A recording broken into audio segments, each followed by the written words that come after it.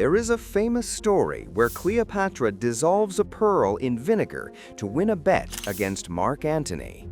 Historians call it a party trick. They are wrong. The most important part of that dinner wasn't the pearl, it was what happened after. When Antony expressed his shock, Cleopatra didn't reply in Greek. She spoke to him in flawless Latin. Then she turned to her servants and commanded them in Egyptian. Then she spoke to the merchants in Aramaic. In that moment, Antony realized something terrifying. This woman can speak to anyone, anywhere, without needing him or Rome at all. Plutarch records that Cleopatra mastered 9 languages. 9! In an age without language apps or formal schools. Most remarkable, she was the first Ptolemaic ruler in 300 years to even bother learning Egyptian. Historians call this a party trick. They are wrong. When you look at the map, these aren't languages, they are coordinates for a weapon. Each language corresponds precisely to a strategic frontier, an economic corridor, or a diplomatic necessity. This wasn't linguistic curiosity. This was the calculated construction of an intelligence network, with Cleopatra herself as the central node. So why these 9 languages specifically? By speaking Egyptian, Cleopatra could communicate directly with the powerful priesthoods of Memphis and Thebes, the religious authorities who controlled the loyalty of the Egyptian masses. In Egyptian religion, the pharaoh was not just a political leader, but a living god. But how could she claim this sacred role if she couldn't even speak to the priests in their own language? Previous Ptolemaic rulers had relied on translators. Cleopatra eliminated the middleman. She could perform sacred rituals herself, speak the ancient liturgies, present herself not as a foreign queen, but as the living incarnation of Isis. This wasn't symbolic, this was strategic. In a court rife with intrigue, where translators could be bribed to alter messages, her fluency gave her absolute control. She could issue orders directly to her Egyptian troops. She could read reports from provincial governors without wondering if advisors were filtering bad news. But fluency in Egyptian also sent a powerful political signal to Rome. Egypt was not simply a client state waiting to be absorbed. It was a nation with its own language, culture, and divine legitimacy. And Cleopatra was its rightful queen. This was the foundation, but her linguistic empire was only beginning. Ethiopian referred to the kingdom of Kush in modern Sudan. This wasn't irrelevant territory. Kush controlled the Nubian gold mines, among the richest in the ancient world. Egypt's economy, its ability to mint coins and pay soldiers, depended on access to precious metals. The southern frontier with Kush was Egypt's federal reserve. By learning Ethiopian, Cleopatra could negotiate directly with Kushite royalty without intermediaries. But the most critical language on her list, Troglodyte. To control the Red Sea trade, she needed to control the most dangerous terrain on Earth, the Eastern Desert. The only people who knew the water sources, the hidden passes, the caravan routes through that killing ground were the Troglodytes. The Eastern Desert linked the Nile to the Red Sea ports. From these ports, ships sailed to India, bringing back spices, silks, and pearls that fueled Alexandria's economy. The Red Sea trade was one of the most lucrative commercial networks in the ancient world. But caravans traveling through the desert were vulnerable. Without the cooperation of the Troglodyte nomads who controlled the passes and wells, the entire trade network collapsed.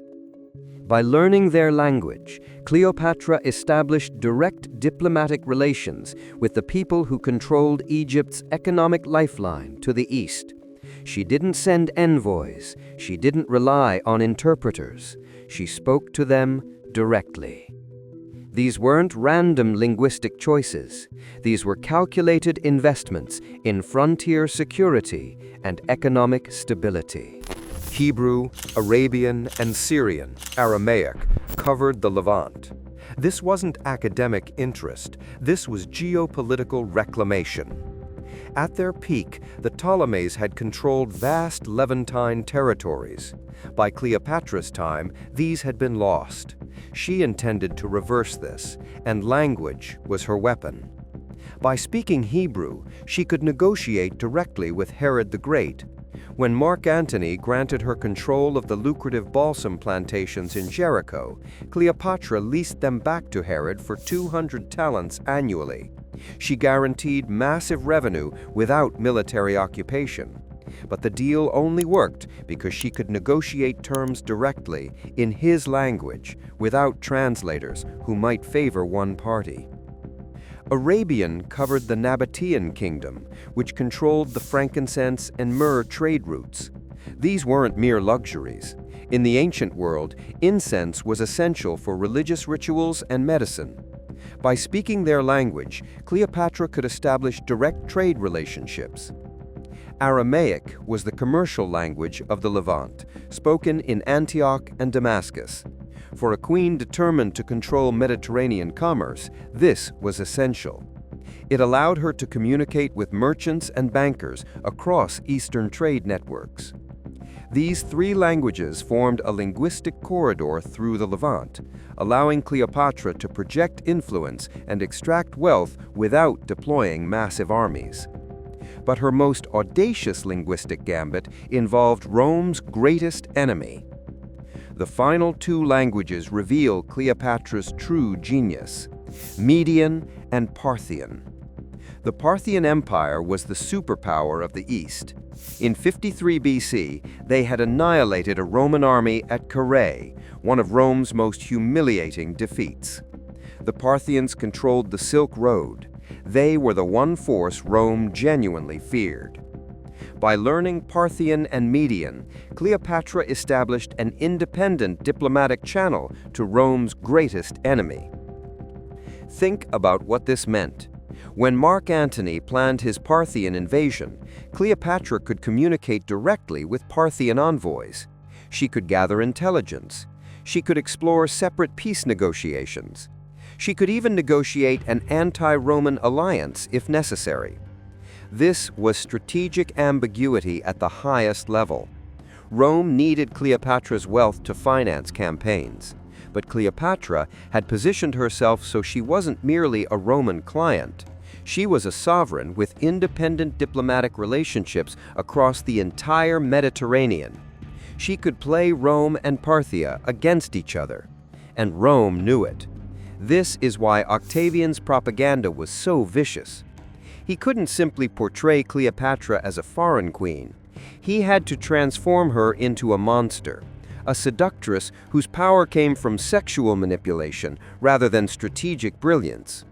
Because if Romans understood that Cleopatra was a geopolitical genius who had constructed an intelligence network spanning 3 continents, they might ask uncomfortable questions about why Rome needed to destroy her. In 31 BC, Octavian defeated Cleopatra at Actium. Within a year, she was dead. And Octavian launched one of the most effective propaganda campaigns in history. He erased her books. He destroyed her scientific writings. He reduced her to the fatal monster, the foreign seductress who had corrupted Roman virtue. But he couldn't erase the linguistic evidence. Even hostile Roman sources had to acknowledge she spoke 9 languages. And in the medieval Islamic world, a different Cleopatra survived, the virtuous scholar, the polymath queen who debated philosophy, conducted experiments, and wrote medical treatises. What made Cleopatra a master of 9 languages?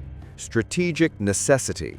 She understood that in the multipolar world of the late Hellenistic period, whoever controlled information channels controlled power. By eliminating interpreters, she eliminated intermediaries who could distort intelligence. By speaking directly to foreign rulers, she could negotiate without Roman supervision. By mastering the languages of her frontiers, she secured economic corridors that made her indispensable.